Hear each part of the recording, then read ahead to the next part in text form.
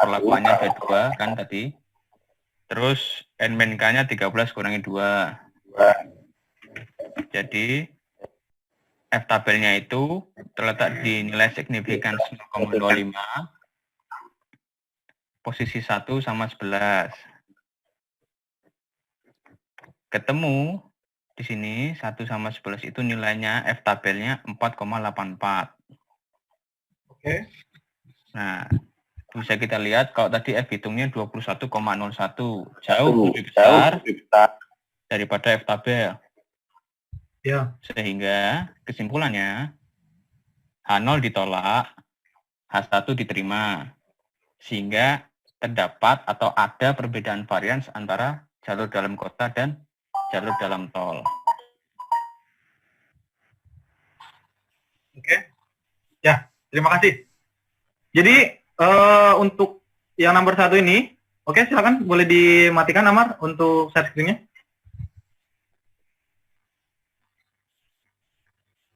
Oke, terima kasih Amar. Jadi untuk yang pertama,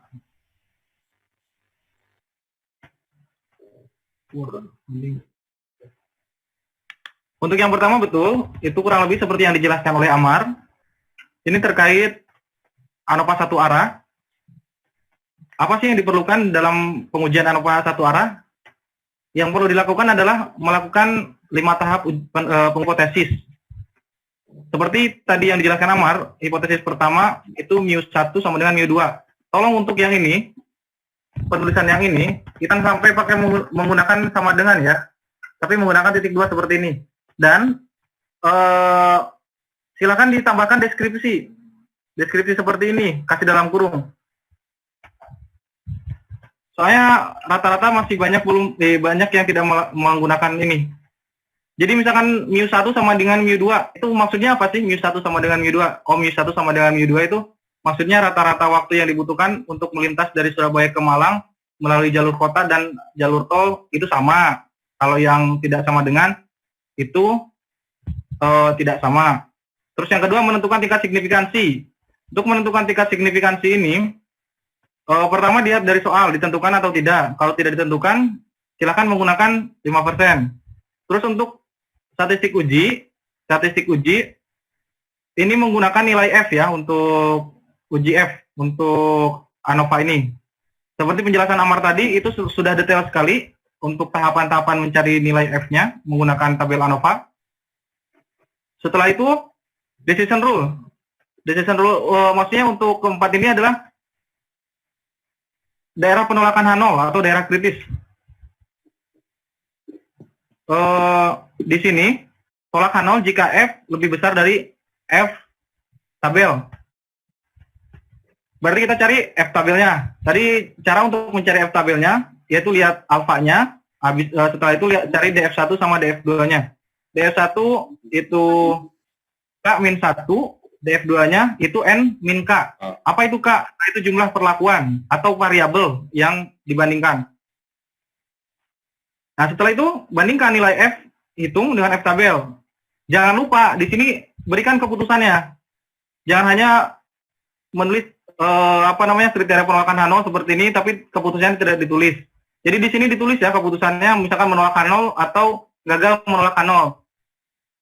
Selanjutnya kesimpulan. Nah, kesimpulannya kita ambil dari hipotesis yang kita buat tadi. Ada pertanyaan untuk nomor 1?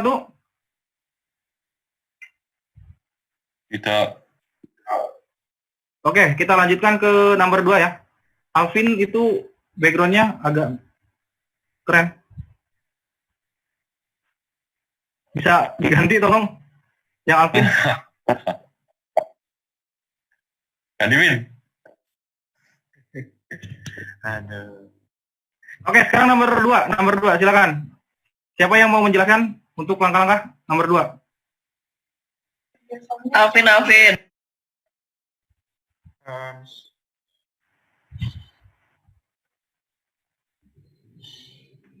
Asis sepertinya mau, Asis.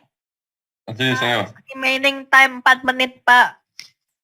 Oke, nanti langsung masuk lagi ya. Nanti saya langsung masuk lagi. Iya, Pak. Baik, Pak. Oke.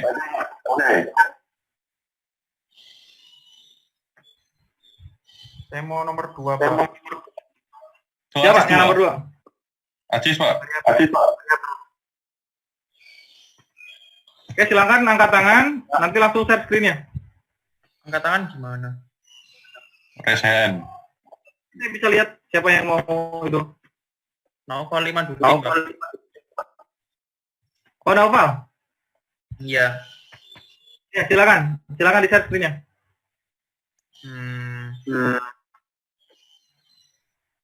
Bentar ya.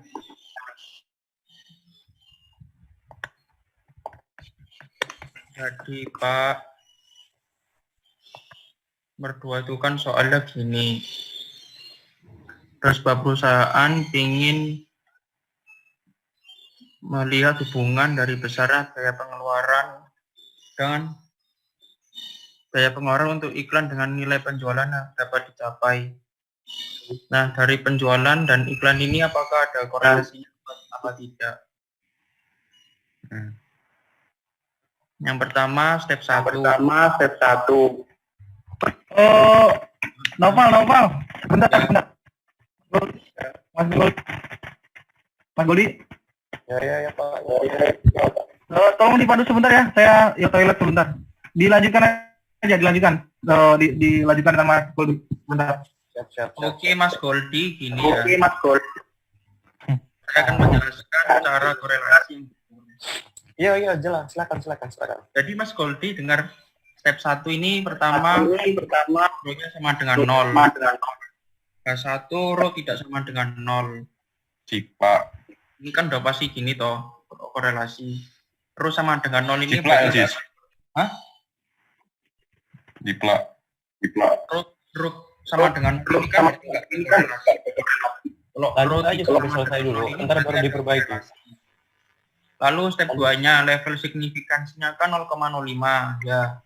Lalu step 3 kita menggunakan uji T korelasi seperti yang di PPT nya Pak Arif. Rumusnya kan gini. R sama T. Untuk nyari T kita harus nyari R dulu. Kedua rumus ini kita masukkan di R. Sis. Saat stop bentar, Sis. Ya, kenapa? Kak Goldi, izin sebentar ya. Ambil makan. Yo. Apa ke sini? Yo. Ya. Sis. Lalu kedua rumus ini kita masuk ke M Studio. Nah, ini rumusnya. Kita masukkan datanya dulu. X dan Y. Terus rumus-rumusnya dimasukkan ke variabel-variabel. Ini untuk nyari R, terus ini untuk nyari T. Nah, kira ketemulah hasilnya seperti ini. Hasil R-nya adalah 0,9261306. Hasil T-nya 6,944516. Terus step 4. Tolak H0 jika T hitung lebih besar dari T alfa per 2, N-2. Nah, T tabelnya sendiri itu 2,26. Di tabel T bisa. T hitungnya 6,944516. Otomatis kan lebih besar. Maka dari itu tolak H0. Nah, step 5. Dikarenakan tolak H0 ini kan adalah kondisi di mana tidak ada korelasi. Berarti kesimpulannya ada korelasi antara biaya iklan dengan nilai penjualan. Sekian dari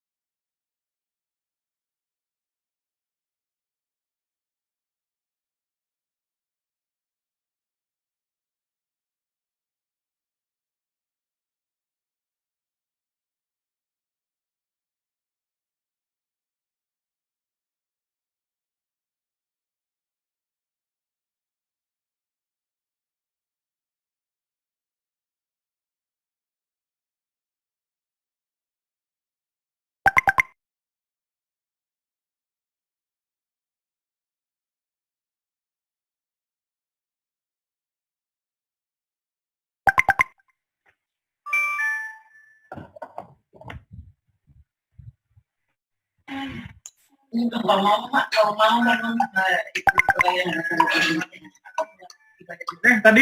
Naufal sudah selesai?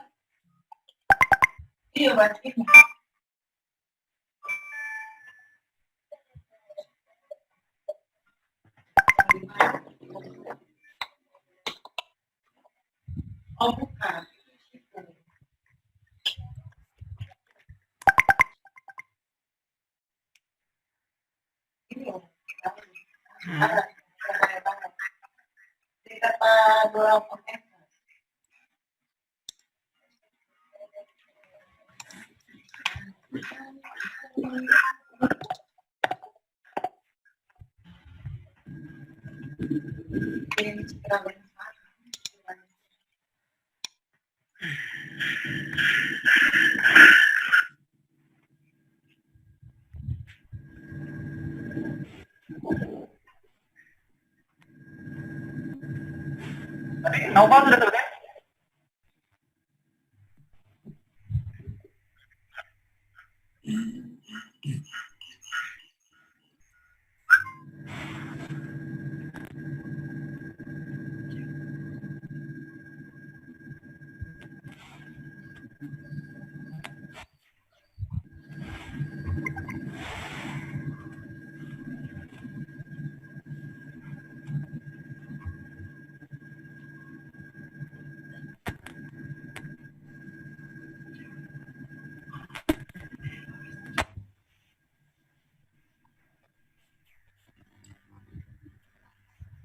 Oh ya, Priscilla.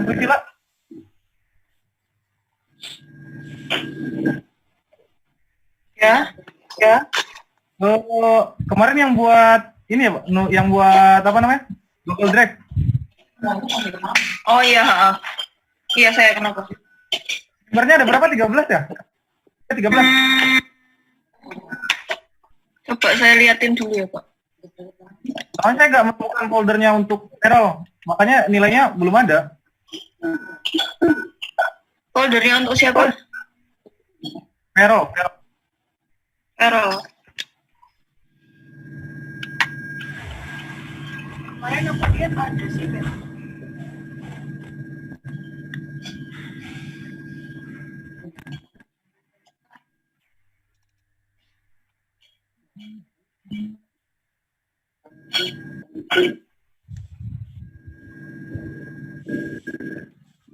Ada Vero, Pak.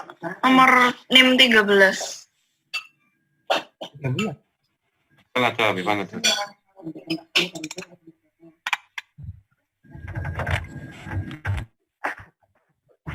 Ada kok, ada file jawaban sama videonya.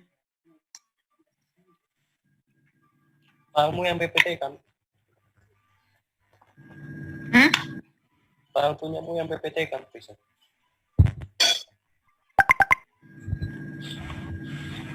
Terus putus nggak kedengeran?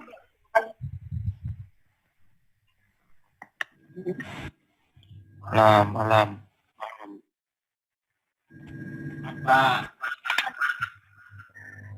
Ngapain lam?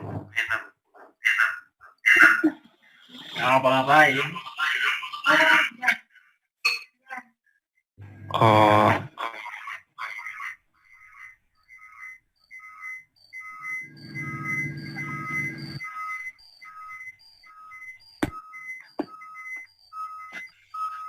Oke, tadi Naufal. Mana Naufal? Dia nggak tahu kalau ada lurum balik. Kenapa? Dia nggak tahu kalau linknya sudah dibagi. Linknya kan sama saja seperti yang tadi. Oh, sama. Sama.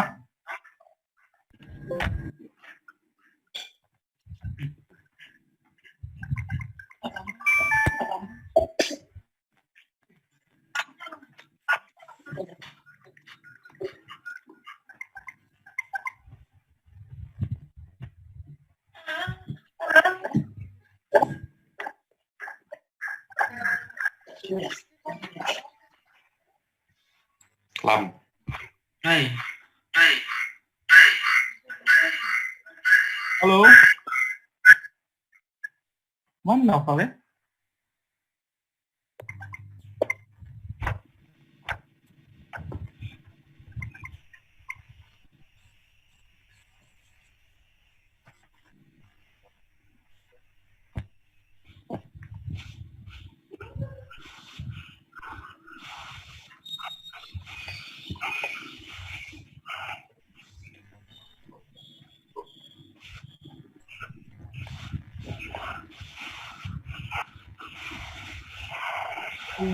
Oke.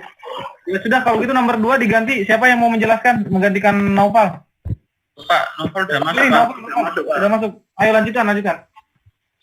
Sudah selesai tadi. Sudah selesai? Tunjukin lagi ke bapaknya, Ya.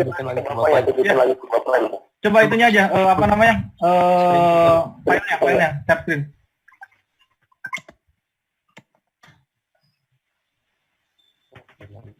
Iya, Pak.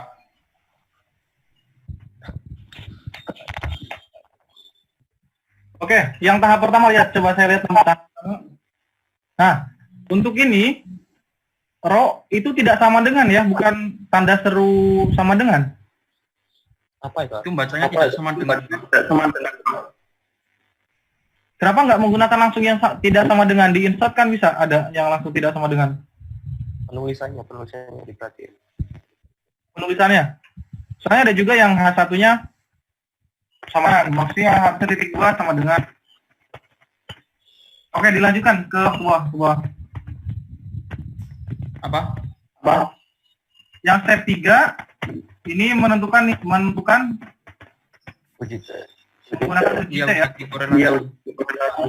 Tes korelasi. Jadi pakai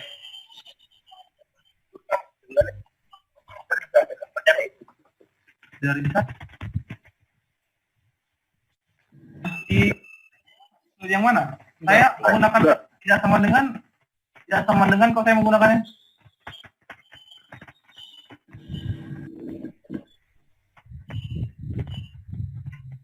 dipakai uji T korelasi, Pak. Oke. Sama datanya. uji T korelasi. Ya. Lanjut yang tahap keempat.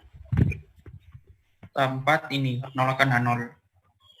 Kita bandingin T hitung sama T tabel. Oke, yang T kelima. tabelnya kan 2,262. T hitungnya 6,944,516. Jadi T hitung lebih besar dari T tabel. Maka dari itu tolak H0. Oke. Terima kasih. Karena Apa boleh di apa, Pak? Kenapa? Gimana? hasilnya? Oh ya, mati.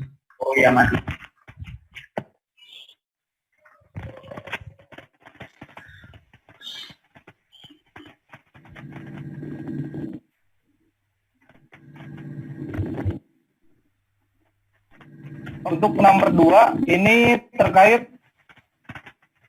materi korelasi. Yang pertama ada X sama Y. Apakah X sama Y berkorelasi atau tidak? Silakan menggunakan R. Tadi punya file itu R-nya menggunakan langkah-langkah yang detail. Tapi ada juga yang langsung menggunakan function kayak core X itu langsung keluar. Kalau di summary langsung keluar semua nilainya.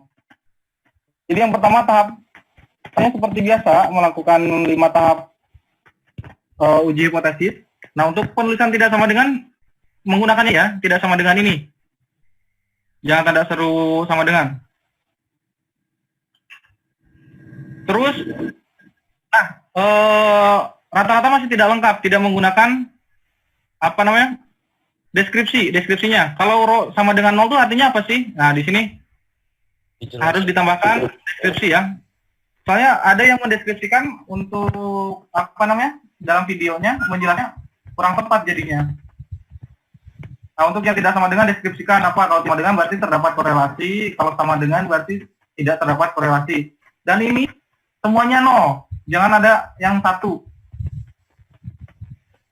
Saya lihat kadang H1-nya tidak sama dengan 1, tapi tidak sama dengan 0.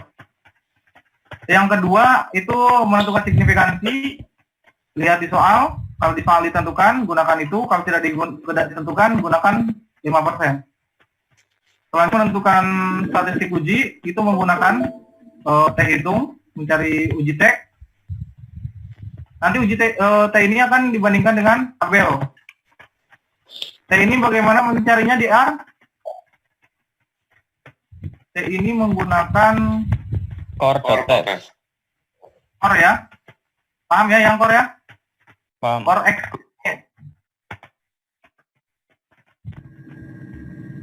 Nah, yang keempat, satu tolak H0 jika T hitung lebih besar daripada T tabel. T tabelnya tuh alfa per 2 df-nya tuh n min 2. Kenapa alfa per 2? Kira-kira kenapa alfa per 2?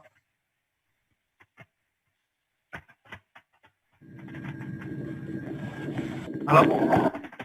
Dua sisi, Pak. Total. Tabel ya.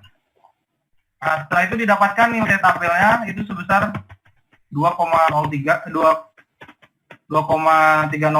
bandingkan dengan T. Lalu tulis keputusannya. Saya ingatkan kembali lalu tulis keputusannya ya. Dalam menulis tahapan harus menulis keputusannya. Lanjut tahap terakhir itu kita tuliskan kesimpulannya. Kesimpulannya sesuai dengan hipotesis mana yang terima. Terdapat korelasi antara biaya dan nilai penjualan.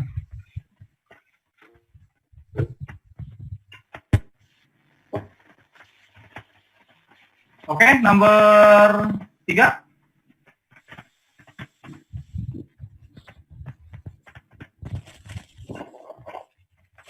Silakan nomor 3, yang mau menjawab. Bisa mungkin bisa mau jawab.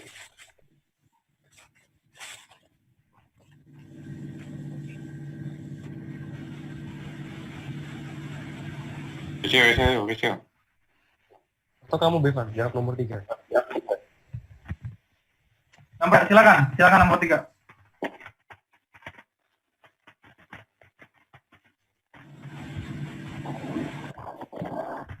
Apa nomor 3? Enzia mic-nya nggak bisa. Bevan. Itu alam. Ayo Bevan. Evan. Ivan. Oke, aku. Mana ya? Senar.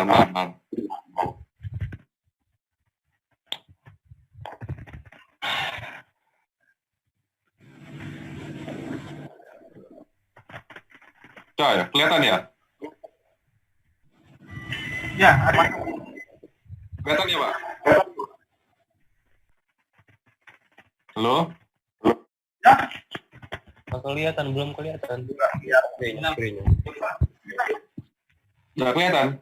Belum. Nah, itu udah. Oke. Bentar.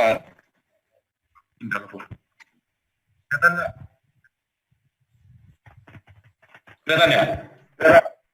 Ya, kelihatan. Oke. Jadi, di soal nomor 3,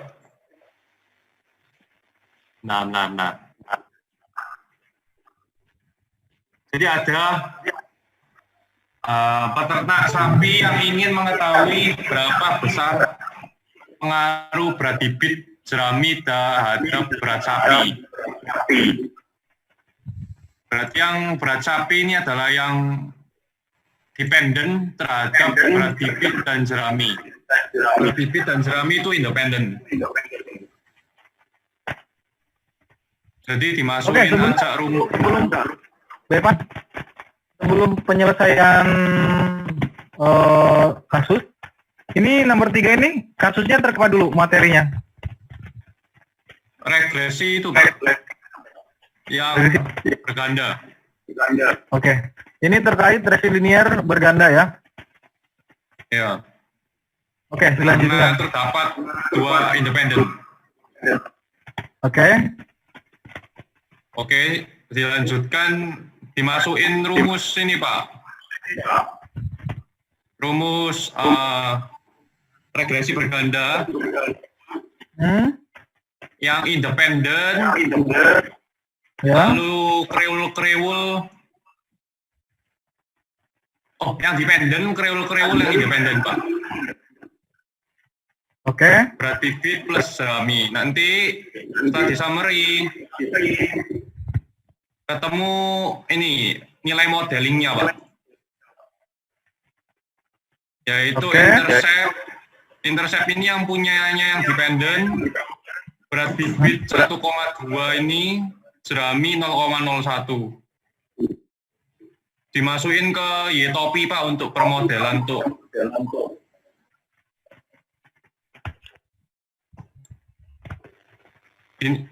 Kalau sudah dicari nilai koefisiennya dari ini Pak. Diketahui R square-nya 0,0925.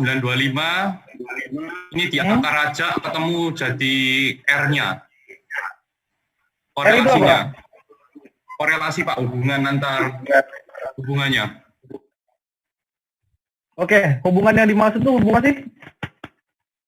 Sangat kuat Pak. Jadi hubungan antara berat bibit dan jerami ini sangat berpengaruh terhadap berat makanan, terhadap berat sapinya. Oke, berarti independen terhadap dependen. Ya, benar. Lalu kalau sudah dicari koefisien determinasinya lewat ini Pak. Bisa dilihat langsung dari R-nya ini. 0,0925. Maksudnya apa itu? Maksudnya adalah 0,9925 ini adalah merupakan pengaruh berat jerami dan bibit terhadap berat sapi. Jadi sisanya yaitu 0,75 itu adalah berat sapi yang dipengaruhi oleh variabel lain. Oke. Kalau sudah untuk estimasi yang tadi modelnya tinggal dimasukkan ke dalam sini Pak. X bibitnya 900, X jeraminya 11.000 kilo. Hasilnya 12.000 kilo Pak. Berapa? 12.000 kilo ini Pak.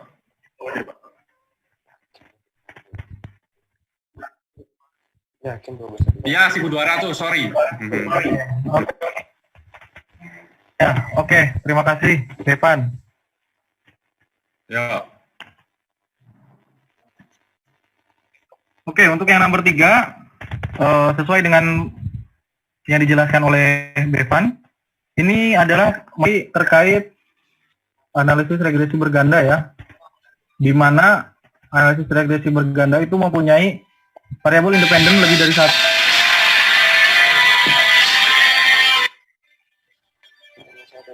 Lebih dari satu. Di sini variabel dependennya itu output atau berat sapinya, dan variabel dependennya ada berat bibit dan jerami. Tapi yang pertama itu kan pertanyaannya terkait Y-top-P atau estimasi dari Y. Estimasi dari Y itu didapatkan dari nilai estimate tadi sesuai dengan dijelaskan oleh Bevan di dalam R. Itu didapatkan nilai interceptnya menjadi nilai A dan yang ada di variabelnya menjadi nilai B1 dan B2. Untuk nilai koefisien korelasi itu dari nilai R square yang diakarkan. Dan koefisien determinasinya dari nilai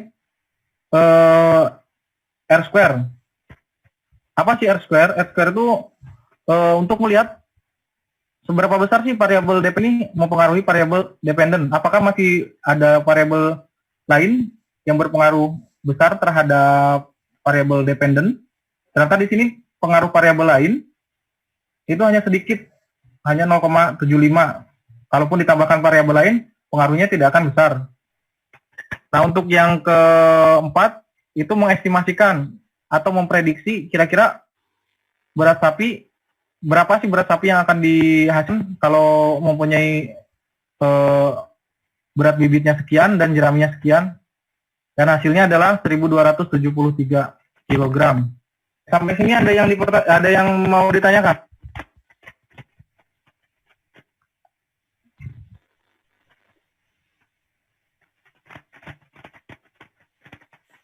Enggak, Pak. Oke. Jauh ini aman ya? Man.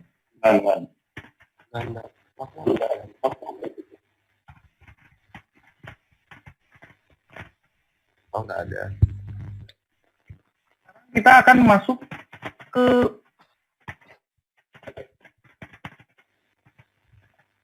regresi linear berganda. Tadi kan kita bahas sepintas dari model, terus dari nilai R square, estimasinya seperti apa. Tapi sebenarnya untuk model regresi berganda ini ada beberapa asumsi yang harus dipenuhi.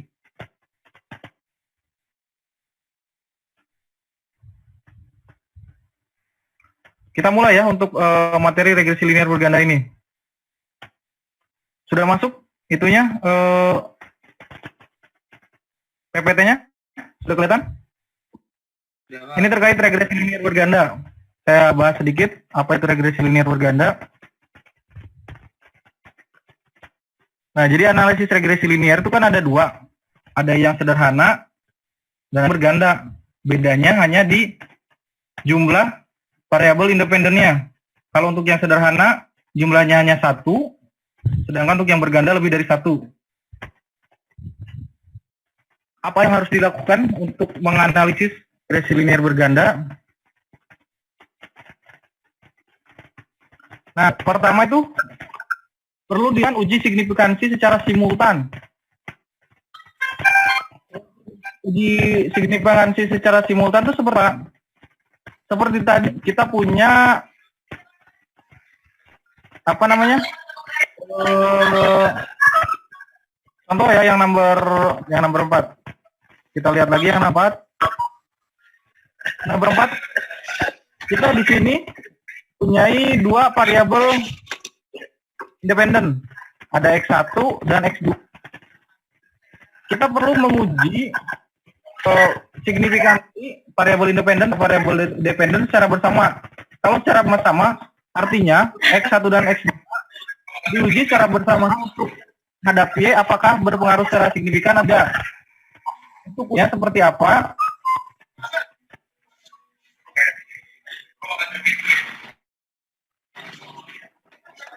Uji yang dilakukan adalah sama. Dilakukan dengan uji hipotesis. Tahapan di sini. Uji yang dilakukan, tahapannya sama. Menentukan hipotesis yang pertama, hipotesis yang kedua. Dia hanya bahas terkait statistika uji. Jadi statistika uji menggunakan ini kan di tahap ketiga ya. Pertama sama tahap kedua sama seperti uji hipotesis. Nah, untuk statistika ujinya seperti ini. Kalau kita lihat dari R, kita lihat langsung saja. R bagaimana caranya?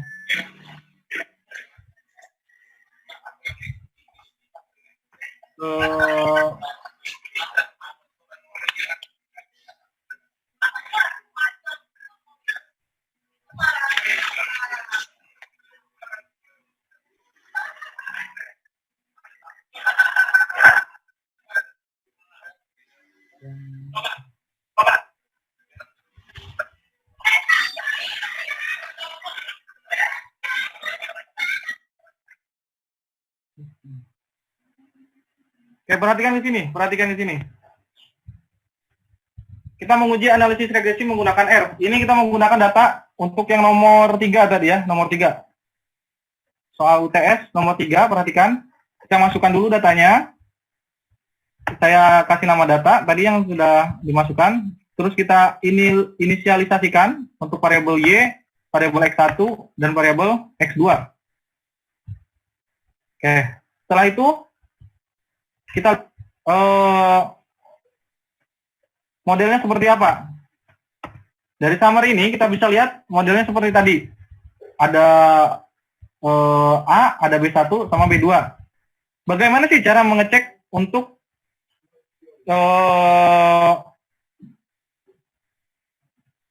uji signifikansi secara simultan? Nah, uji signifikansi secara simultan kita menggunakan nilai F ini. F ini nanti dibandingkan dengan F tabel. Jadi F ini, lihat. F yang ini. Nanti kita bandingkan dengan nilai F tabelnya ini. F alpha, K, N, min K, min 1. K itu apa? Banyaknya variabel. N itu apa? Banyaknya datanya, dikurangi banyaknya variabel. Jadi kalau untuk F kan ada DF1 sama DF2. Jadi nanti F hitung dibandingkan dengan ini. Untuk kriteria bisa menggunakan F hitung sama ini atau bisa menggunakan p-value ini, p-value, nilai p-value dibandingkan dengan alpha. P-value itu nilainya yang mana? Bisa kita lihat dari output di R. Nah, nilai p-value yang ini. Nilai p-value ini yang dibandingkan dengan nilai alpha. Kalau nilai p-value ini lebih kecil daripada alpha, Apa, Pak? ketika nilai p-value ini lebih kecil daripada alpha, maka H0-nya ditolak. Pak, tadi angka atau apa, Pak? Yang K. Kenapa? Yang K. Kenapa? K atau apa, Pak? K. H itu banyaknya variabel dependen. Sorry, banyaknya variabel independen. N jumlah data ya, Pak? N itu jumlah observasinya. Soalnya ini tidak sama dengan ANOVA. Jadi kalau untuk regresi linear berganda, itu observasinya akan sama. Untuk Y, X1, X2 itu jumlah observasinya akan sama.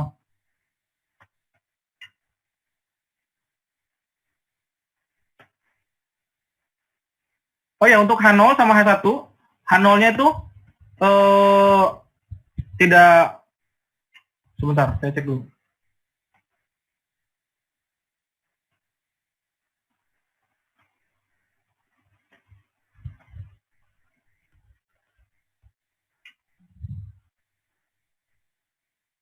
Nah, H0-nya nih, tidak terdapat variabel yang signifikan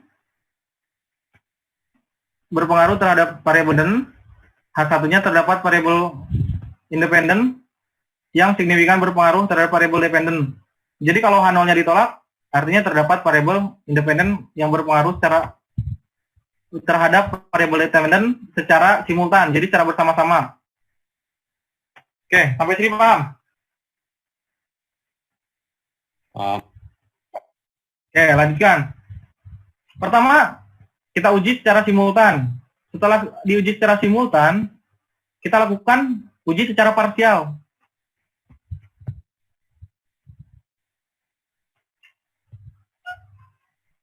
Sorry.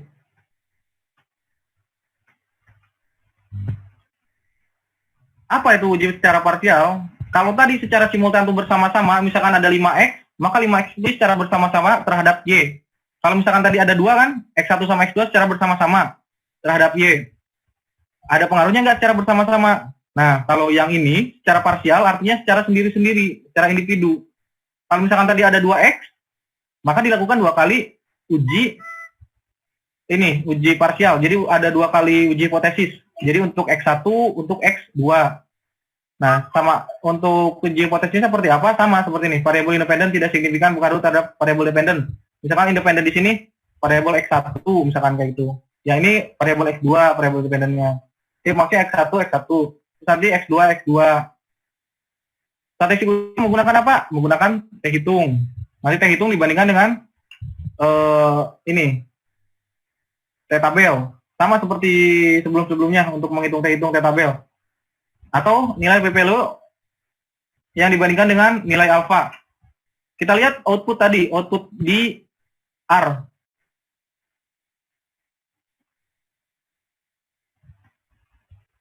Output di R.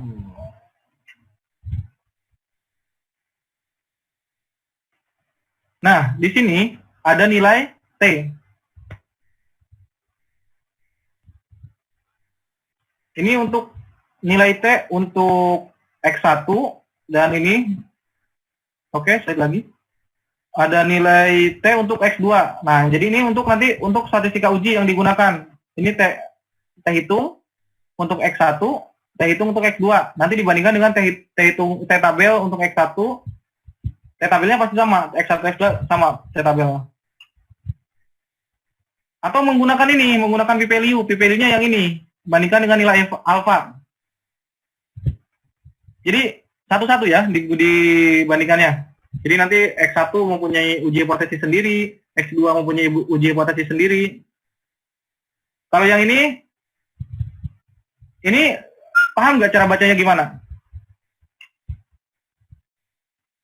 4,54 E minus 13. Enggak tahu. Gimana Pak? Jadi, untuk yang ini maksudnya tuh 4 pangkat 54 dikali 10 pangkat minus 13. Artinya kecil sekali. Nilainya tuh kecil banget. Jadi kalau misalkan di SPSS tuh nilainya kan 0,00. Ini karena di belakang komanya sangat kecil sekali. Artinya kalau dibandingkan dengan nilai alfanya yang 0,05, ini lebih kecil. Jadi kalau lebih kecil dari nilai alfa, H0-nya ditolak. Kita lihat lagi H0-nya apa tadi yang X1.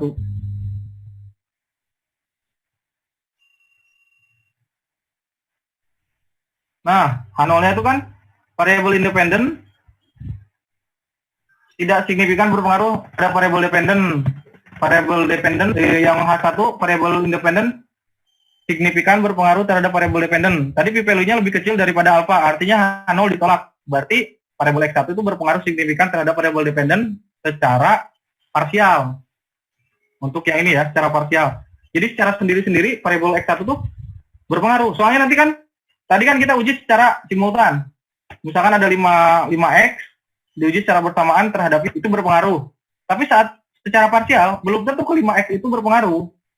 Bisa aja X12 berpengaruh, ternyata X345 nggak berpengaruh. Cara ngeceknya gimana? Dengan uji parsial ini. Menggunakan tahap-tahap uji hipotesis seperti biasa.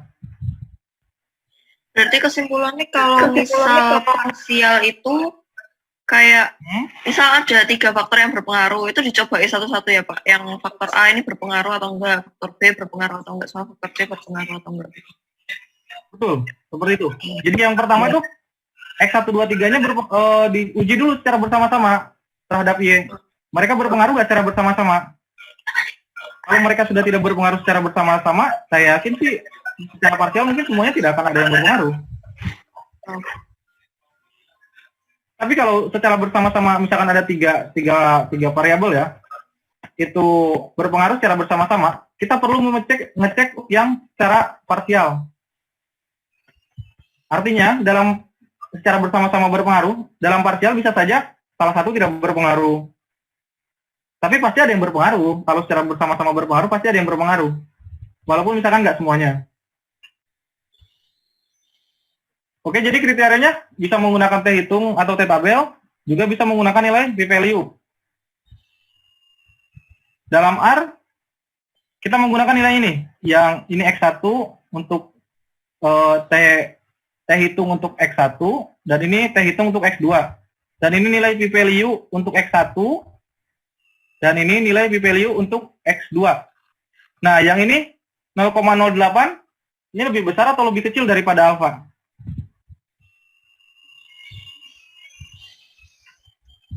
Lebih besar.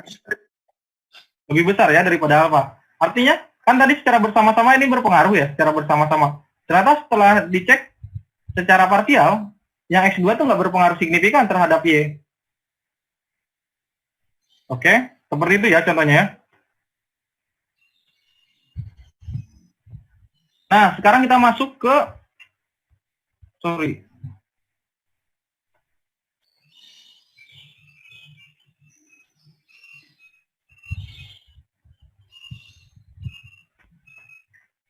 asumsi klasik. Apa sih asumsi klasik? Jadi asumsi klasik itu kita untuk mengecek residual dari model. Ada yang tahu residual itu apa?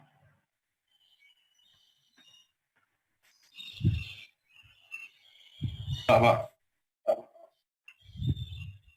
Bisa kata guys.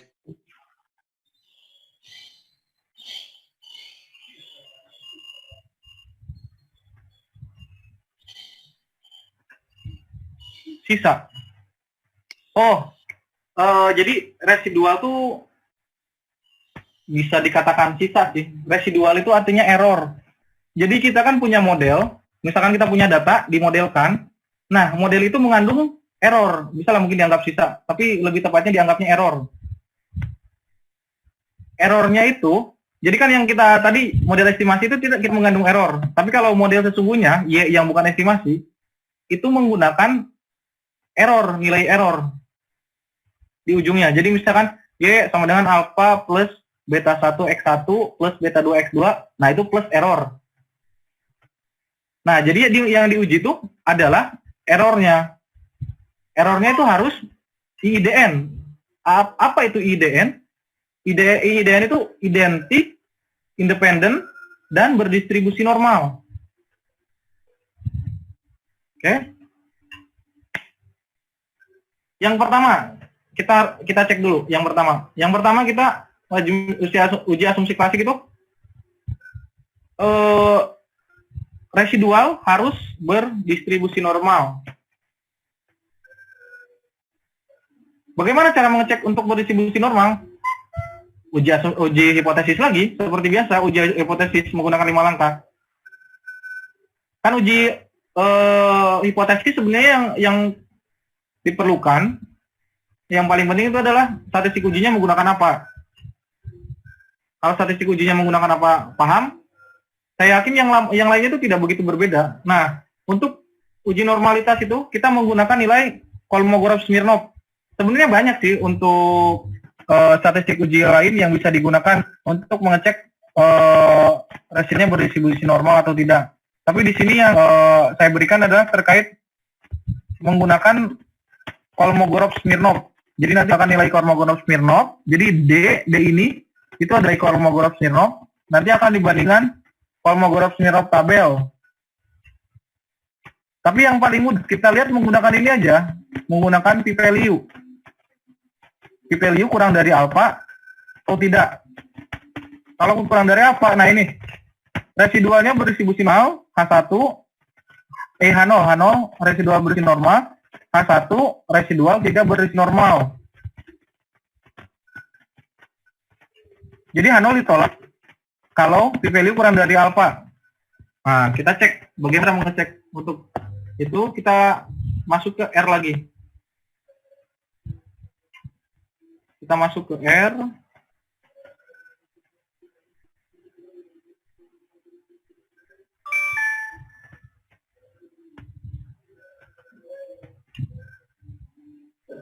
Nah, bagaimana cara mengeceknya? Mengeceknya menggunakan sintak ini. Nah, ada uji normalitas. Uji normalitas ini kita menggunakan ini ya. ks.test. Ini adalah fungsinya, ks.test. Kita langsung running. Nah, di sini ada keluar. Ini nilai Kolmogorov-Smirnov hitung. D ini nilai Kolmogorov-Smirnov hitung yang bisa dibandingkan dengan Kolmogorov-Smirnov tabel. Ada di sini kriterianya tadi. Kolmogorov-Smirnov tabel. Nah ini yang disebut Kolmogorov-Smirnov tabel. Nah ini, nanti ada tabelnya, silakan dicari sendiri untuk Kolmogorov-Smirnov.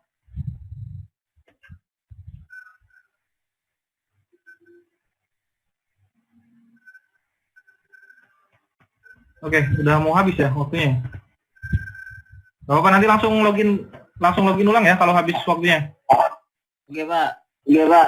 Pak, minta panggilan ya, Pak. Kenapa? Pak, minta PPT dong, Pak. Minta PPT-nya ya? R-nya, Pak. Yang minta PPT-nya, Pak. Sama rumus R-nya, Pak. Cara Oke, sama di R-nya itu. Oke.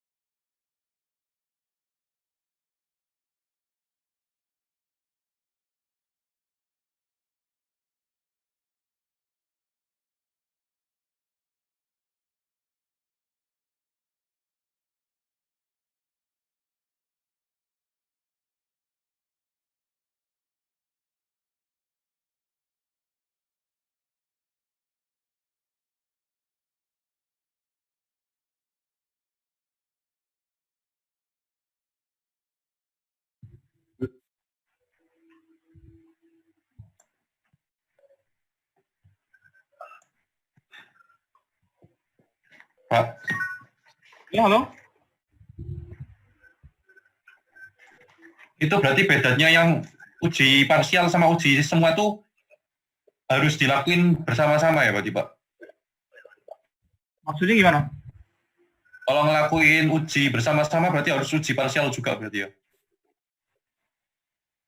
Oh, itu tahapan. Tahapannya memang harus semuanya diuji seperti itu. Bersama dulu baru parsial gitu ya? Ya,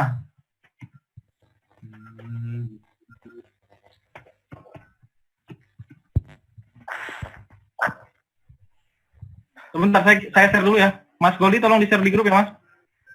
Iya, Pak.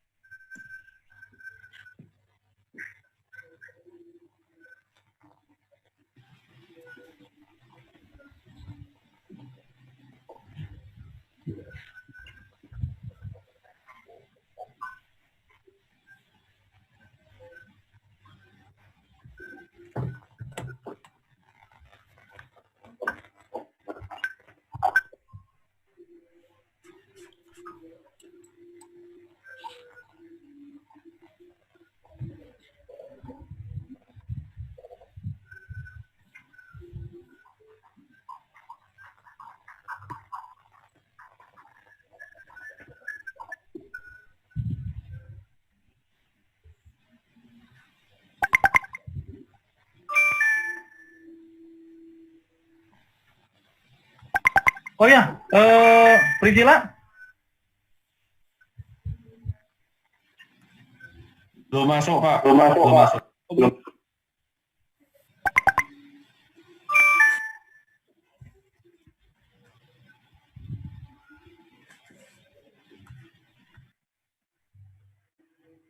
Mas Goldi. Ya, lagi mau Enggak ini. Yang mau saya tanyakan terkait itu loh, video yang Vero, saya nggak menemukan foldernya Vero. Jadi yang ada di share saya itu hanya ada 12 folder. Apa jangan-jangan ada perizinan foldernya sehingga saya nggak bisa akses? harusnya kemarin udah ada sih, Pak. Akhirnya saya belum ada nilai untuk Vero. Oh ya. Dan saya cekkan lagi, Pak. Tapi saya share dulu materinya.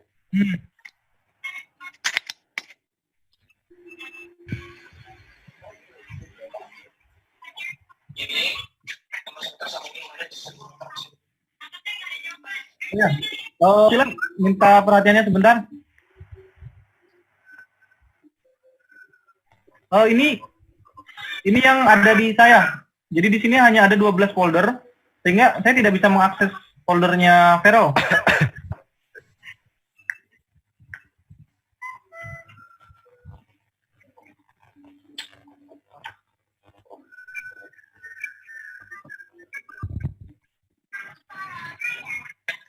Emailnya apa, Pak? ariframadan@gmail.com. Soalnya nilainya sudah saya upload, kurang Vero aja.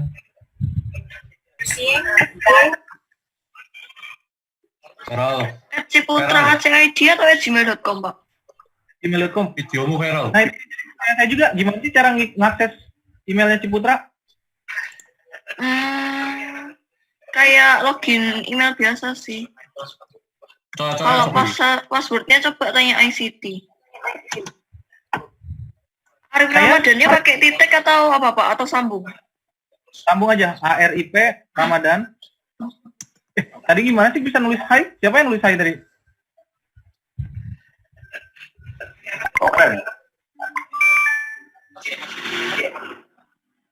Sudah saya kirim, Pak. Sudah. Sekarang, kemarin belum ada.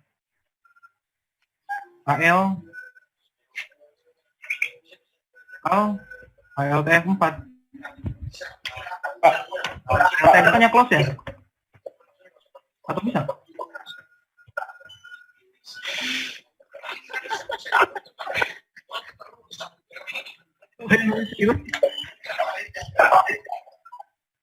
Setahu saya AFL 4 bukannya cross ya.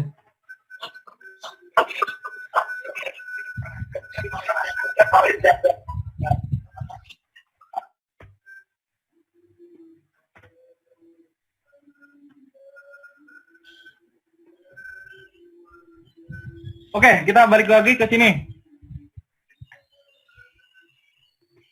Jadi, data filenya sudah filenya? Sudah kirim. Silakan di-download filenya kalau mau mengikuti lewat PPT masing-masing.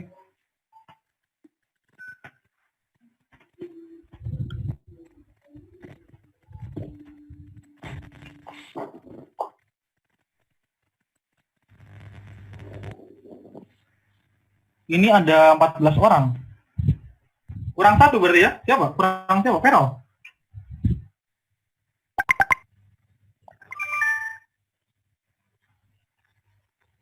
Ya, Vero nggak ada. Ada? Ada. Ada. Ini ada. Ferel kan namanya? Masih? Ada kok. Di sini ada. Ferel.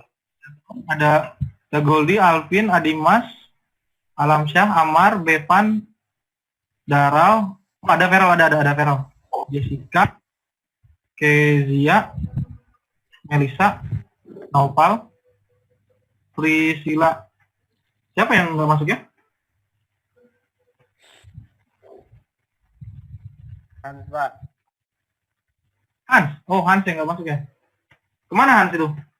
Nggak tahu. Tiduran kali, Pak. Giliran apa? Ketiduran. Tiduran. Oke, lanjutkan. Ini tadi. Jadi yang kita butuhkan adalah nilai D hitung yang dibandingkan dengan nilai Kolmogorov Smirnov. Nanti Kolmogorov Smirnov, silakan searching di Google. Tabel Kolmogorov Smirnov juga ada. Yang lebih mudah kita menggunakan nilai p-value aja di sini. P-value-nya dibandingkan alpha. Kalau p-value-nya kurang dari alpha, itu H0-nya ditolak. Nah, mari kita lihat nilai-nya berapa. Nah, ada p-value. P-value-nya berapa ini?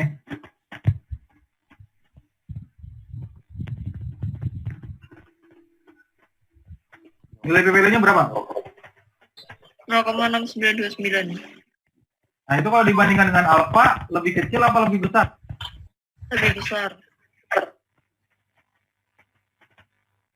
Oh ya, Jessica nggak ada gambarnya. Udah nggak ada gambarnya lagi ya. Melisa. Oke, nggak apa-apa lah, kita lanjutkan aja. Mati lampu, Pak, rumahku. Gelap semua. P-value lebih besar daripada alpha ya. Kita lihat. Kesimpulannya apa kira-kira kalau p-value lebih besar daripada alpha? Berarti kan H0-nya gagal tolak ya. Tadi kan H0 ditolak jika p-value lebih besar kurang dari alpha. Tadi lebih besar daripada alpha, maka H0 gagal ditolak. Artinya kesimpulannya itu menggunakan hipotesis nol. Hipotesis nolnya itu adalah residual berdistribusi normal. Artinya residual untuk model yang kita pakai itu berdistribusi normal. Tapi tahapannya seperti tahapan yang kalian lakukan untuk UTS ya. Ada 5 tahapan ya. Ini hanya garis besarnya aja. Oke? Pak, maksudnya residual berdistribusi normal atau apa? Jadi dalam model regresi yang Y sama dengan A plus BX plus BX2 sampai B sekian X sekian, itu harus memenuhi 4 kriteria asumsi klasik. Ada normalitas, ada multikolinearitas, heteroskedastisitas, dan ada autokorelasi.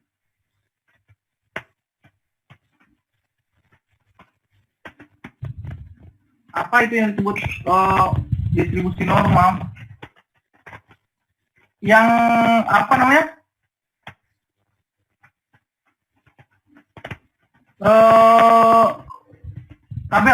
Bukan tabel, kurva distribusi. Saat menentukan daerah penolakan nol, paham? Paham nggak model yang penolakan nol? Nggak paham, Pak. Saya carikan dulu.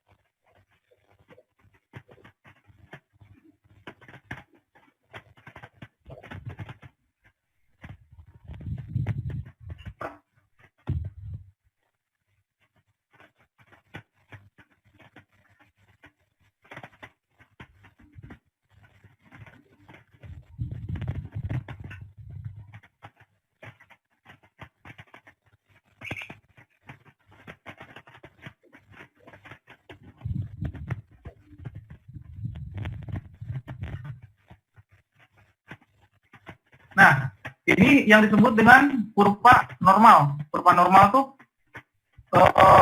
dari landai, terus ada puncaknya, lalu turun lagi. Seperti ini. Ini yang disebut kurva normal. Apa yang disebut residual berdistribusi normal? Jadi residual itu berdata. Nanti ada sebanyak observasi. Misalkan tadi Y-nya ada 20, X1 ada 20, X2 ada 20. Nah, variasi dual itu akan mempunyai 20 juga. 20 data. Nanti datanya akan berdistribusi seperti ini. Kalau dikurvakan akan membentuk kurva seperti ini yang berdistribusi normal. Dan ini adalah syarat untuk modelnya dikatakan baik harus di kriteria ini.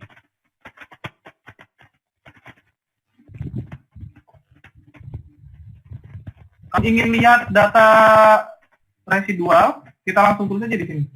Kayaknya residual model.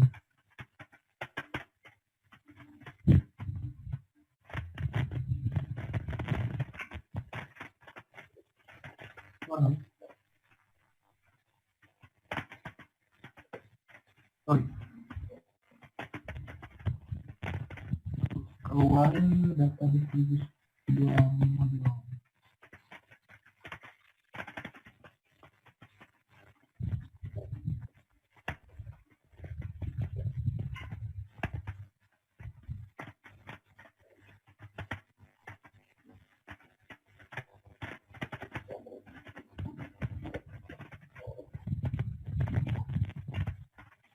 Bentar, saya agak lupa untuk membuat kedua.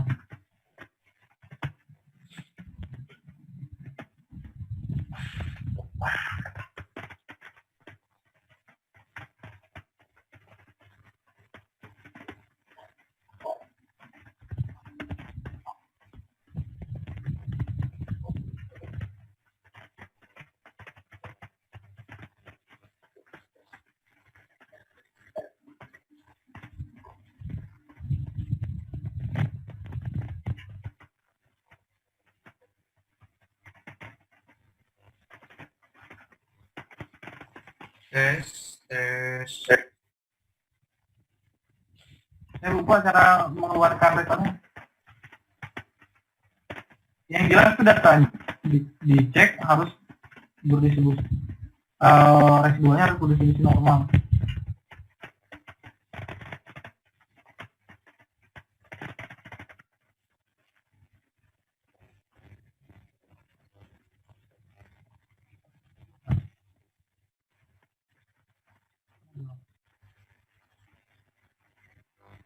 Nah ini datanya nih.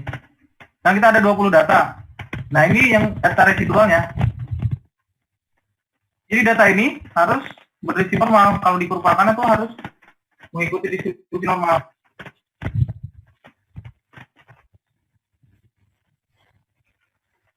Oke, untuk yang distribusi normal tadi setelah diuji hipotesis itu memenuhi.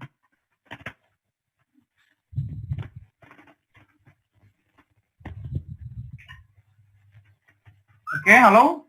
Suara saya masih jelas? Halo? Wah, Tamer. Halo, Pak. Halo, Pak. Aman. Aman-aman ya? Aman. Kita lanjutkan. Yang tahap kedua, setelah normalitas, itu ada namanya multikolinearitas. Apa multikolinearitas? Jadi kan dalam regresi berganda itu ada independen sama variabel dependen. Kalau regresi berganda itu independennya lebih dari satu. Jadi ada X1 minimal, ada X1 X2 minimal tuh. Nah, antara X1 sama X2 itu tidak boleh berkorelasi. Dia harus saling independen. Yang boleh berkorelasi itu antara X dengan Y. Tapi antara X dengan X itu tidak boleh berkorelasi. Cara ngeceknya bagaimana? Kita cek multikolinearitas. Multikolinearitas cara ngeceknya bagaimana? Multikolinearitas sebenarnya harusnya menggunakan itu. Menggunakan 5 tahap hipotesis. Tapi paling itu kita hanya melihat nilainya aja, nilai PIF. Nah, untuk mencari nilai PIF, kita membutuhkan package library car ini. Kalau kalian belum punya package, nanti kalian tulis library car, dia akan otomatis download terlebih dahulu. Nah, nilainya, kalau PIF-nya kurang dari 10, itu tidak terjadi linearitas. Artinya, hanya terpenuhi. Oh, sorry, maksudnya yang artinya jadi yang ini tuh tidak boleh terjadi multikolinearitas. Multikolinearitas tuh nilai PIF-nya harus di bawah 10. Kalau sudah nilai PIF-nya di bawah 10, artinya itu tidak terjadi kolinearitas dan itu sudah memenuhi syarat uji asumsi klasik. Mas Goldi? Ya, Pak. Kemarin Goldi uji asumsi klasik multikolitas, kemarin itu dicek nggak sih yang multikonya? Tetap pakai sesuai kebutuhan pada dasarnya klasik. Nah, ini yang punya Mas Goldi? Nggak sama domain yang multikolinearitas. Oh ya, oke. Multiko ini tadi untuk melihat itu ya, tadi untuk melihat antar X itu berkorelasi atau tidak, dan itu harus tidak korelasi. Untuk melihatnya, nilai PIF-nya di bawah 10. Tadi kita lihat nilai PIF-nya berapa. Nilai PIF-nya adalah 5 dan 5. Artinya mereka tidak terjadi multikolinearitas untuk variabel X1 dan X2. Jadi sudah terpenuhi. Sekarang kita lanjut.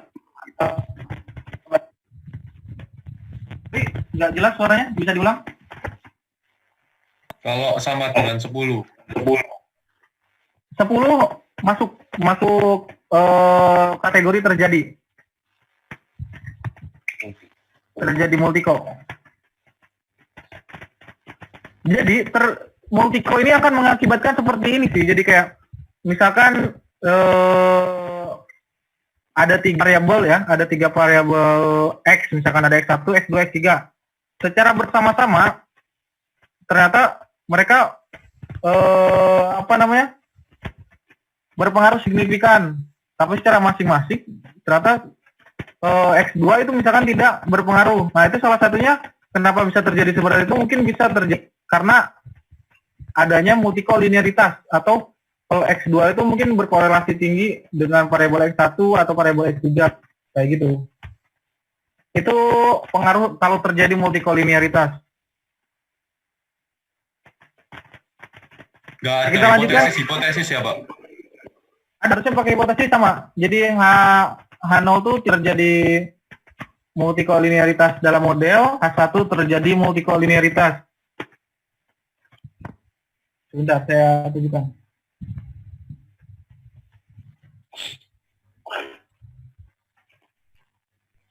Wow.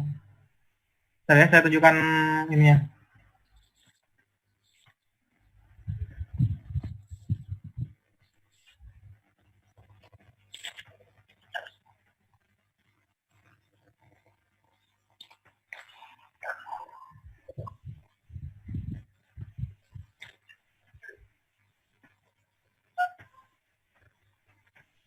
Jadi keempat uji asumsi klasik ini untuk menentukan kesimpulannya harus melewati tahap uji hipotesis yang 5 langkah itu.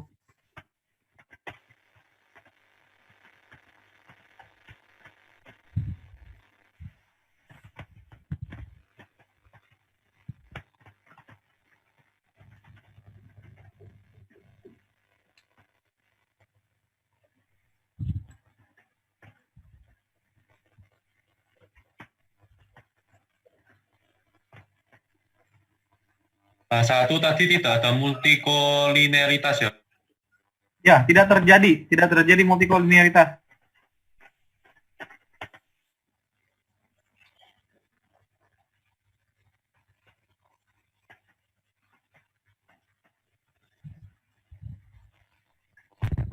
Contoh kayak gini nih, lihat. Misalkan yang ini data skripsi saya waktu S1. Ini saya mempunyai 9 variabel X. Dan ke 9-9-nya tidak ada yang di atas 10. Nah, hipotesisnya seperti ini. Hipotesisnya H0 tidak terjadi multikolinearitas, H1 terjadi multikolinearitas. Oh, sorry, kebalik tadi. Yang ini yang benar. H0 tidak terjadi, H1 terjadi. Nah, untuk statistik, nah ini sebenarnya dulu saya penulisan skripsinya masih kurang teratur. Harusnya di sini menggunakan kayak ini step 1 hipotesis, step 2 harusnya singkat-singkat sih. Nah, ini masuk ke step 3. H0 ditolak jika nilai PIF lebih dari 10. Jadi PIF ini statistik ujinya, PIF.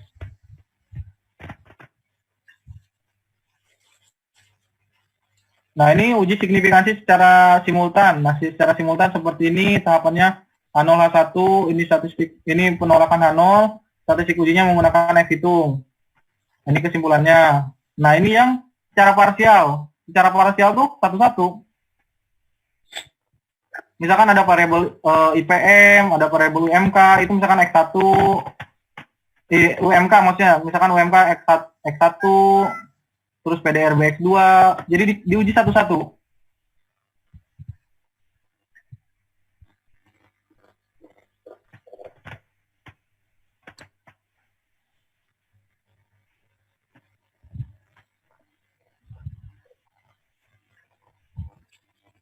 Tapi saya lowbat, Pak. Jadi saya pakai laptop. Karena laptop error, Pak. Oke, nggak apa-apa.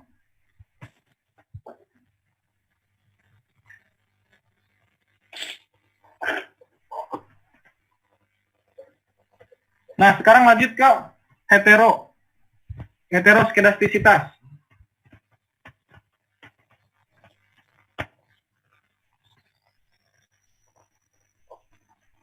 Heteroskedastisitas adalah untuk melihat apakah terdapat ketidaksamaan varians dari residual satu ke pengamatan yang lainnya.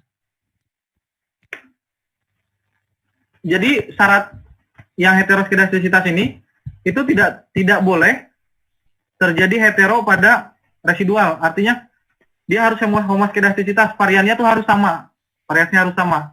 Secara teori itu dia meregresikan antara residual dengan X. Kalau model kan meregresikan antara Y dengan X. Kalau yang ini, Y-nya diganti dengan nilai residual. Jadi, nah, data Y-nya diganti data yang ini. Data residual ini. Jadi, ini diregresikan dengan nilai, misalkan ada 2 tadi, X1 dan X2.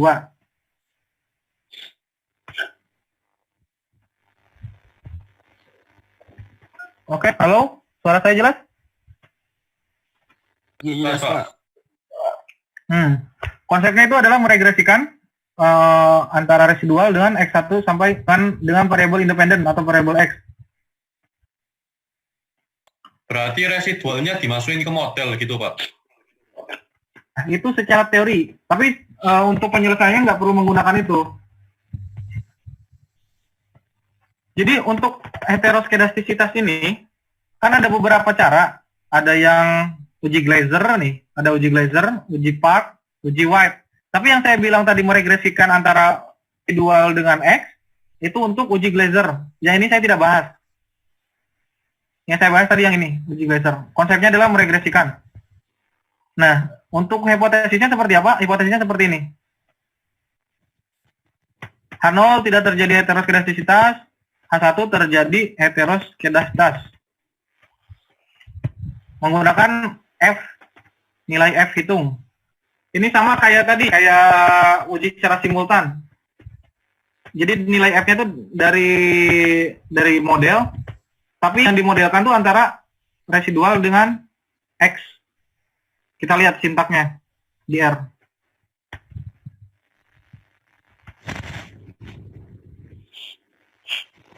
Nah, jadi nih, di sintaknya di R kayak ini. Jadi untuk mengecek hetero itu residual yang diregresikan dengan X1 dan X2. Kalau yang awal kan mana tadi? Nah, kan modelnya tuh Y dengan X1 X2. Tapi kalau yang ini itu antara residual model dengan X1 dan X2 diregresikan. Oke? Jadi kita cek. Nah, ketemu nilai F-nya nih. Ini F hitung. F hitung. Bandingkan dengan tabel. F tabelnya di sini ada kriterianya. Saya sudah tulis. F tabelnya tuh F alpha K, N min K min 1. Untuk mencari nilai F tabelnya. Jadi K-nya berarti ada 2 tadi berapa ya? 20 kurangi 2 kurangi 1, jadi 17. Alfanya 0,05, 17,1. Udah cek, di sini ada. Nilai F. Itu 2,17. Nilainya 3,20 F-nya. F-nya 320, F saatnya yang ini 320 ya? Yang ini 3,9. Kalau enggak dibandinginnya lihatnya dari ini, dari nilai ini, nilai p-value. P-value dibandingkan dengan nilai alpha. Inilah paling mudah. Paling mudah itu dibandingkan dengan alpha. Kalau p-value kurang dari alpha, itu H0 ditolak.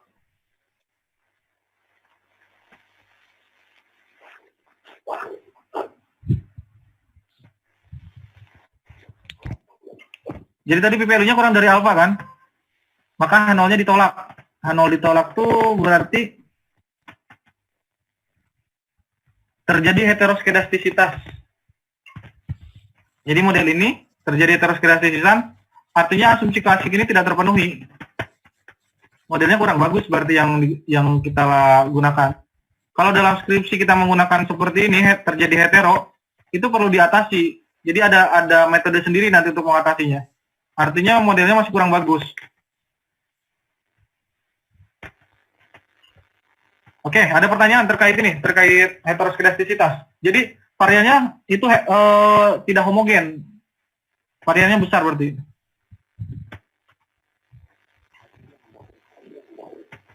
Ya, Amar, ada yang mau tanyakan? Varian itu apa, Pak? Varian itu apa ya jelasinnya? Varian itu kayak sebaran data gitu. Penyebarannya. Kalau gini lah, homogen tuh ibaratnya kayak, aduh tinggal 10 menit lagi ya. Nggak apa-apa. Penyebaran datanya itu, jadi datanya kalau homogen itu cenderung mirip gitu. Kalau dia hetero itu cenderung besar, cenderung berbeda gitu untuk sebaran datanya. Apa ya? Kalau kita buat dalam bentuk kurva itu cenderung deket-deketan kalau homogen. Tapi kalau misalkan kita bentuk kurva, kalau dia hetero itu akan banyak di mana-mana gitu. Maksudnya gimana ya cara menjelaskannya ya?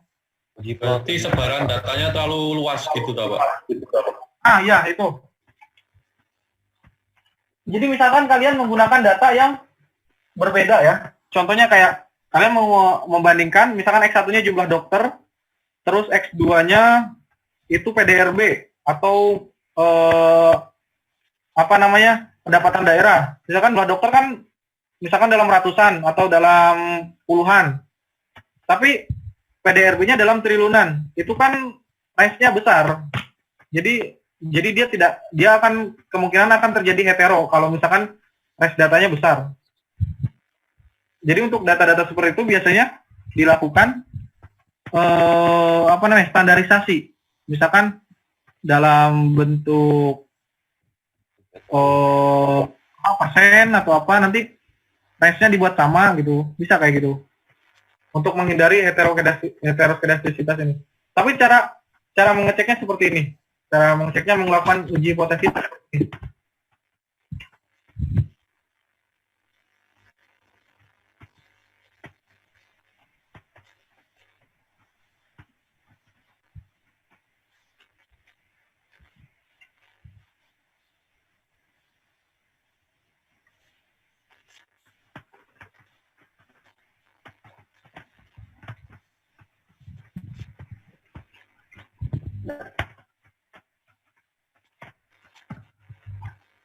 Oke, ada yang mau menanggapi lagi terkait hetero ini? Setelah ini, terakhir, ada autokorelasi. Pak, berarti kalau heterogen itu kurvanya nggak normal ya? Nanti jelas Pak. Sebenarnya nggak ada hubungannya dengan itu, dengan lupa. Kalau kurva yang tadi, normalitas, uji normalitas. Kalau ini lebih ke penyebaran datanya sih. Oh, berarti nggak ada pengaruh secara langsung sama normalitas, uji normalitas. Nggak ada sih, nggak ada. Berbeda, berdiri sendiri.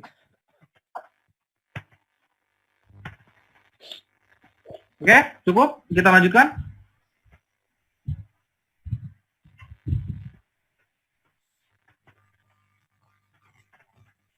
Oke, lanjutkan ya. Kita lanjut ke asumsi klasik selanjutnya. Asumsi klasik selanjutnya itu adalah Autokorelasi. mana nggak? Nggak mau dia. Oh iya, sorry. Yang selanjutnya adalah autokorelasi.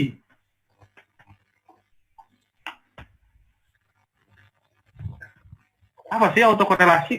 Autokorelasi adalah untuk apakah terjadi korelasi antara suatu periode T dengan periode T sebelumnya. Secara sederhana adalah bahwa analisis regresi adalah untuk melihat pengaruh antara variabel bebas terhadap variabel terikat. Jadi tidak boleh ada korelasi, tidak boleh relasi antara observasi dengan data observasi sebelumnya. Oke, secara sederhananya tuh kayak gini. Kalau multikolinearitas, itu kita melihat X1, 2, X3, X1, 2, 3, dan 4, misalkan ada 4X, itu mereka tidak boleh saling berkorelasi. Nah, kalau korelasi, misalkan ada X1, itu ada datanya, observasi 1, observasi 2, kayak yang ini kan X1, saya tunjukkan ya. Jawaban UTS.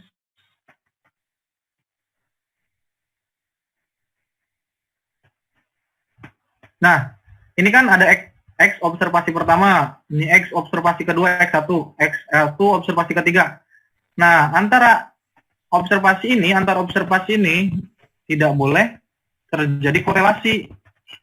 Kalau yang tadi multikorelasi antara variabel ini, variabel X2 ini dengan variabel X2 tidak boleh terjadi korelasi. Tapi kalau auto ini antar variabel ini, kalau observasinya tidak boleh terjadi korelasi. Bagaimana cara ngeceknya? Cara ngeceknya itu menggunakan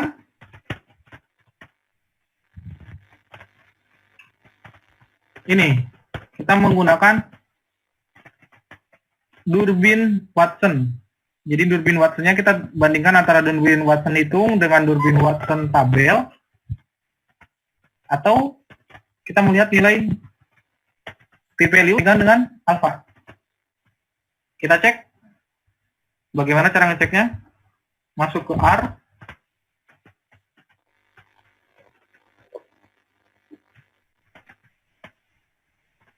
Nah, caranya itu ini menggunakan package namanya LM test. Kalau kalian belum ada juga biasanya otomatis download kalau terkoneksi ke internet. Tapi kalau tidak terkoneksi ke internet, itu nggak bisa dijalankan itu sintaksnya. Nah, di sini ada nilai Durbin Watson hitung. Nanti dibandingkan dengan Durbin Watson tabel.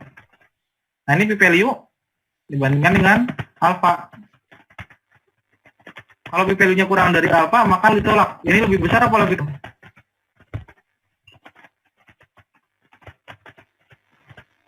.7 ini lebih besar apa lebih kecil daripada alpha? Besar. Lebih besar. Lebih besar ya. Berarti menolak atau menerima H0? Menerima. Menolak. Oh, menerima. Menerima ya. Berarti Kita lihat. autokorelasi ini dalam satu variabel ya? Per variabel, dalam variabel yang sama. Dua dong berarti, Pak. Kenapa? Berarti ngujinya 2 kali dong, Pak, kalau variabelnya 2. Ini otomatis keseluruhan. Tapi konsepnya kayak gitu, satu-satu. Maksudnya konsepnya, apa sih yang dibuat autokorelasi? Itu konsepnya yang melihat relasi per variabel. Tapi ngeceknya keseluruhan langsung. Kalau misalkan ada semua variabel, ya cuma sekali doang ngeceknya. Nggak langsung, nggak sampai 10 kali.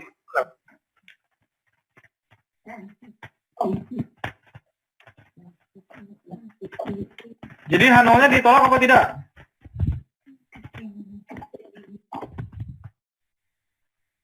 Tadi H0 alpha. Nah, menerima. Jadi kesimpulannya apa nih? Tidak terdapat autokorelasi. Tidak terjadi autokorelasi ya, karena H0-nya gagal tolak ya. Oke, seperti itu. Nanti materinya udah dikirim ya. Tugasnya nyusul dikumpul minggu depan sebelum materi selanjutnya.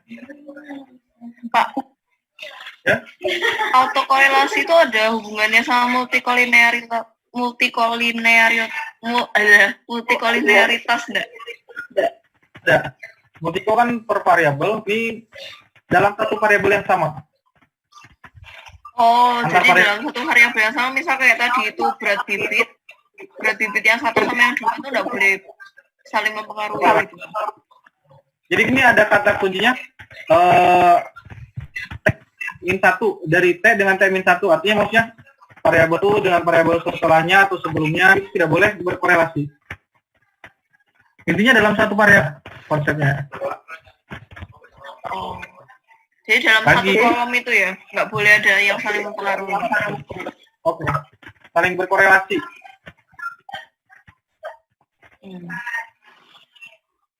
Oke, kita rangkum keseluruhan.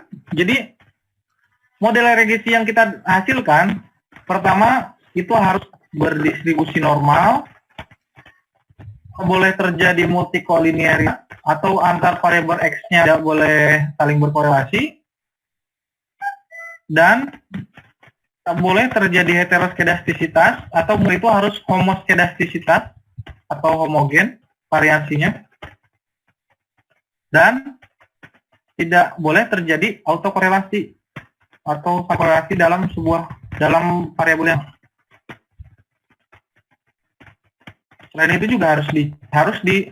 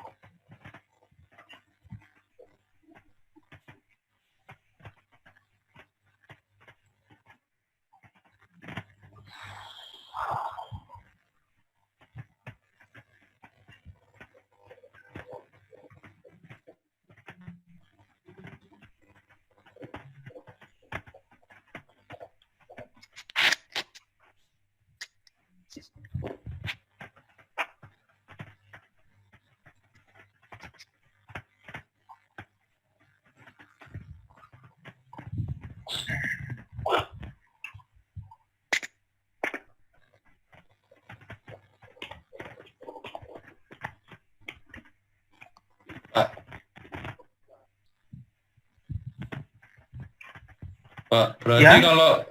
kalau regresi berganda ini panjang ya tahapannya berarti?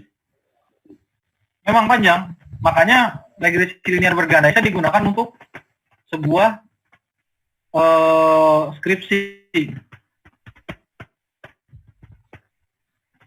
Dari yang bandingin antar variabel, terus parsial, terus yang tadi 5 ini ya? Gimana?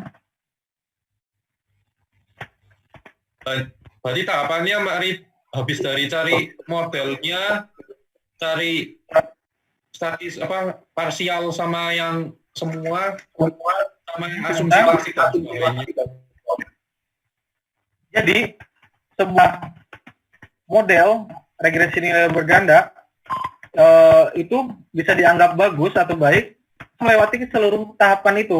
Uji signifikansi secara simultan, uji signifikansi secara parsial, terus memenuhi asumsi klasik. Kalau itu semua penuhi dan semua maksudnya sesuai kriteria, maka model yang didapatkan adalah model yang bagus. Model yang kuat. Oke, Pak.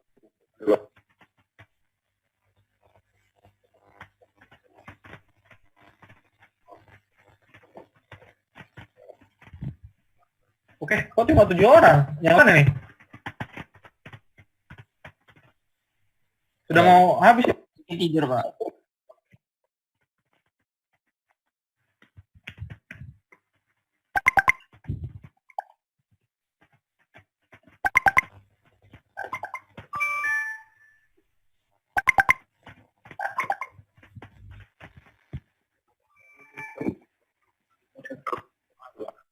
Memang panjang. Pak, itu PPT-nya nggak mau diupdate.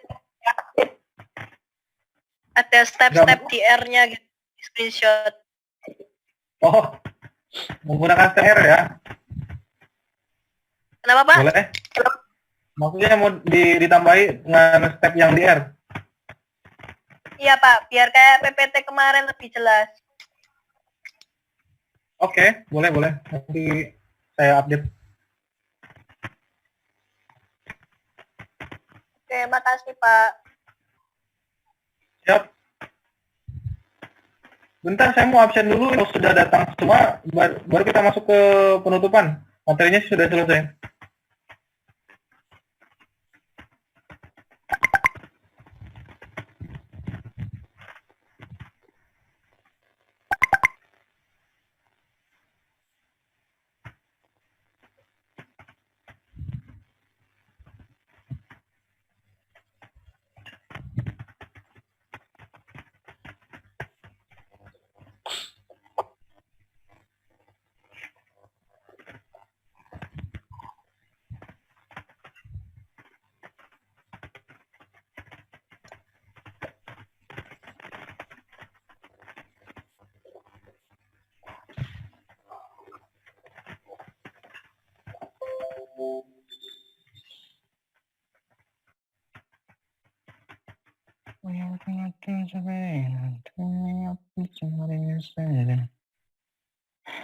Apa marah?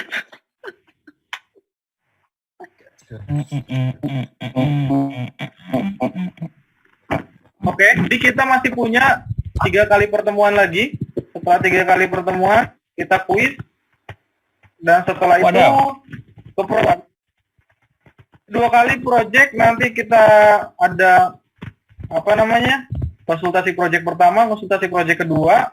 Setelah itu, UAS hanya mengumpulkan Project. ya.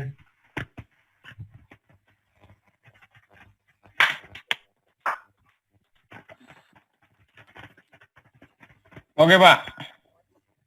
Oke, ada pertanyaan lagi? Jangan susah-susah, Pak.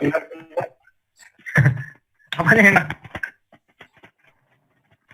Semuanya, Pak. Siapa proyeknya? Lupa aku. Tak kedengeran lagi. Pikir kemarin lu UTS-nya banyak nilainya almost 100. Pak masih bingung antara multikolinearitas sama autokorelasi. Gini. Jadi gini. Sebenarnya multikolinearitas, nah kalau multikolinearitas itu bukan residual yang dicek. Kalau yang normalitas, kalau sama auto itu residualnya yang dicek. Oh. Sorry. Jadi tadi observasi yang dimaksud itu bukan observasi data X1 sampai X sekian, tapi observasi residual. Sorry ya. Sorry. Saya salah menjelaskan.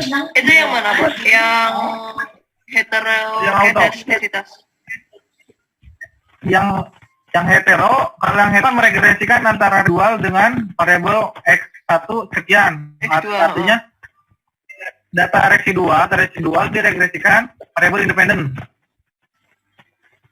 Oke. Kalau yang auto itu terjadi korelasi nggak antar variabel untuk data residual ya, bukan data yang X. Sorry, tadi salah. Data residual kan tadi cuma ada 20 data. Jadi kayak variabel lain gitu loh. Kan ada variabel Y, variabel X, ada variabel residual. Bagaimana cara munculkannya? Tadi kayak resid dari itu. Dari apa? Resid dari model. Resid dari model keluar ini nih, yang ini tadi. Berarti kan antar data ya, Pak? Tapi residual ya, Pak? Ya, oke, betul. Ya ini nih, yang terus nih. Jadi ada data Y, ada data X, dan ada data residual. Oh. Nah, jadi untuk yang auto ini, apakah terresidual antara observasi 1, observasi 2, observasi 3? Ini kalau Ohin sama kayak soal itu. Jadi ada Y, X2 sama error, ya, residual.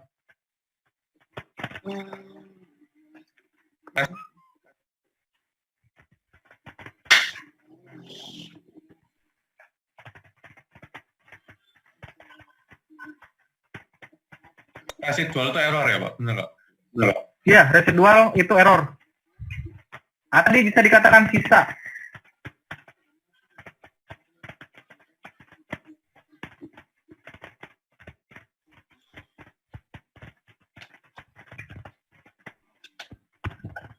Oke, silakan yang mau ditanyakan lagi.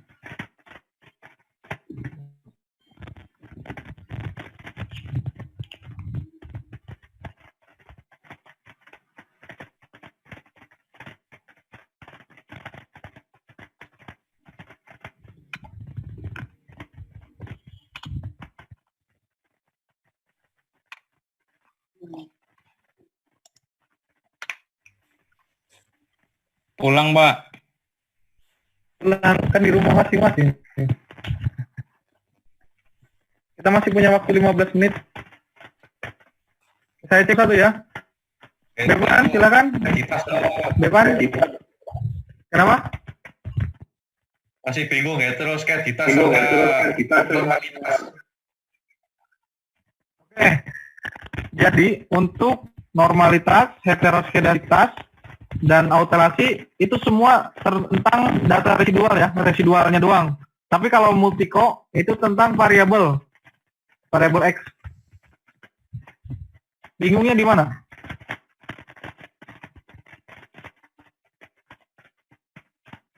Heteroskedalitas itu gimana bedanya sama normalitas? Kalau normalitas itu kan ingin mengecek distribusi responnya itu berdistribusi normal atau kalau dikurvakan itu mengikuti distribusi normal ada, jadi nggak ada hubungannya sama sekali. Kalau yang hetero itu membandingkan atau meregresikan, membuat model, memodelkan antara residual dan X. Kalau awal kita kan punya model, itu memodelkan dengan X. Nah, kalau yang hetero ini modelkan antara nilai residual dengan nilai X.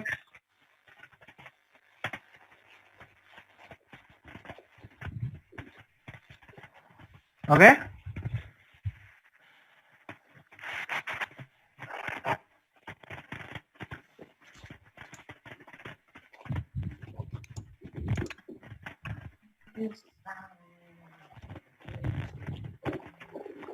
Priscilla, Ya. ada yang bilang? Sejauh ini belum Pak, tapi masih berusaha mencari. Oke, aman.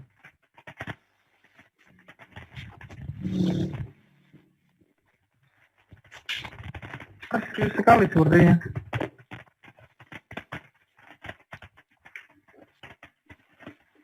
Oke, Mar. Ya, Pak. Daral. Ya Pak. Ya Pak. Ada yang ditunjukkan? Nggak ada Pak. Belum ada. Naufal.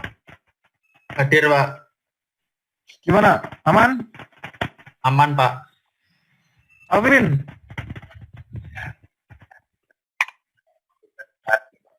Ya, Pak. Oke, yang diri. Alamsyah? Aman, Pak.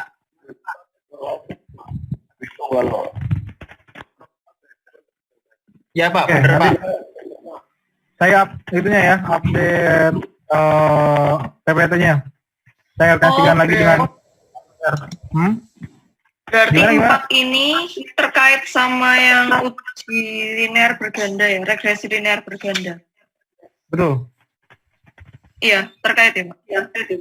Ya. Yang normalitas, multi. Itu kan untuk memodelnya. Modelnya bagus ya digunakan atau tidak. Kalau kemarin kan kita belajar bagaimana cara mendapatkan model. Nah, kalau sekarang bagaimana cara menguji model tersebut. Jadi uji Jadi kemudian kita- regresi linear berganda itu untuk menentukan modelnya itu bagus atau enggak. Nah, itu tahapannya tadi. Pertama, uji signifikansi secara bersama-sama, terus secara simultan. Setelah itu bisa ada terjadi secara signifikan itu X itu mempengaruhi Y secara bersama-sama. Nah, X secara satu-satu, apakah semuanya berpengaruh juga secara satu-satu, secara parsial? Kayak masih berpengaruh, berarti kita lanjutkan ke uji asumsi klasik. Nah, uji asumsi klasik itu terpenuhi nggak? Residualnya harus berdistribusi normal, terus residualnya harus homogen, residualnya harus tidak terjadi auto, dan variabelnya atau independennya itu tidak boleh saling korelasi atau tidak terjadi multi-cop. Kalau semua terpenuhi, mulai yang kita dapatkan kayak kemarin itu, yang tapi itu kenapa itu modelnya bagus dipakai. Gak usah ketawa, Mar.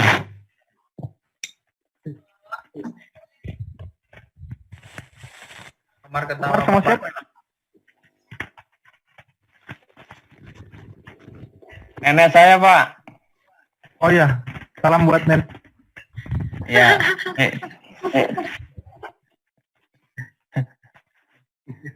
Berarti Nah, yang ya, 4 jadi- ini untuk uji modelnya itu bagus atau enggak? Untuk menguji model tes yang kita dapatkan itu baik digunakan atau tidak. Kalau yang uji signifikansi itu untuk menguji Hipotesis. Untuk menguji X terhadap sama sih sama Y itu termasuk mempengaruhi harga. atau enggak. Oke. Ini sampai siapa? Sampai Alam ya. Jessica gimana Jessica? Oke, Pak. Jessica mau gambarnya? Ya Alam sama Alvin juga nggak ada. Kan Pak, laptopnya error kameranya, Pak. Ya Alvin.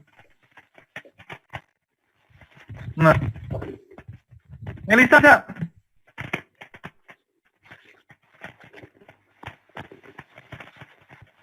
Halo Melisa, Ya Pak, putus-putus. gimana? Koneksinya jelek ini Pak. Ada yang ditanyakan nggak? Nggak ada sih Pak, cuman butuh penjelasan aja Pak. Contoh soal. Oke, nanti saya tambah untuk contoh soal dan jawabannya. Ya seperti PPT kemarin itu Pak, lebih ya setidaknya ada bayangan lah. Oke. Adimas, Ya, kenapa Pak? gimana? Ada pertanyaan? Itu Mbak. Tadi bingung apa yang mau ditanya. Harus baca lagi, Pak. Iya, oke, siap. Kezia.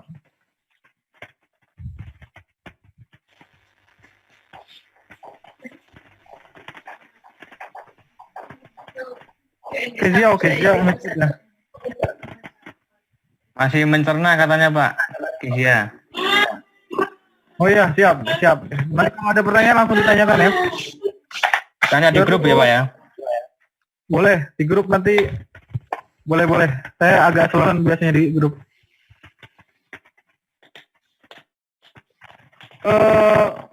Vero.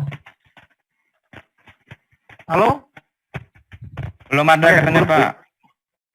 Aman.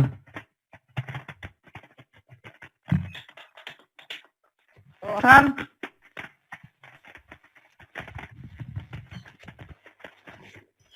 Pak, wifi saya error, Pak. Ya, oke.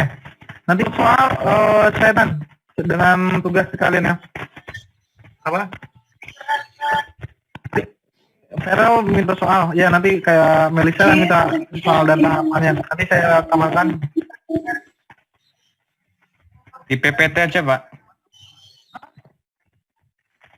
Gimana? Nambahin contoh soal di PPT, enggak? Ya, nanti saya tambahkan di PPT, contoh PPT dan ada tugasnya. Udah lamar kamu ini. Iya Pak. Mas Goldi, nanti tolong saya update untuk apa? Tugas. PPT-nya sama soal untuk apa namanya? Tugas. Tolong di-share ya. Siap. Mungkin nanti kita cukupkan sekian ya. Waktunya juga sudah. Pak Amar mau tanya tadi, Pak. Ya, Amar, ada pertanyaan? Masih 6 menit. Ya, Pak ya. Sampun, Pak. Oh, ampun. Iya, Kalau begitu, Cukup, Pak. Pak. saya ucapkan terima kasih untuk kedatangannya. Kita ketemu lagi. Terima kasih Pak. Oke, Nanti terima kasih. saya update lagi. Terima kasih semuanya. Selamat sore. Ya, sore, Pak. Boleh Pak. Nah. Selamat pagi.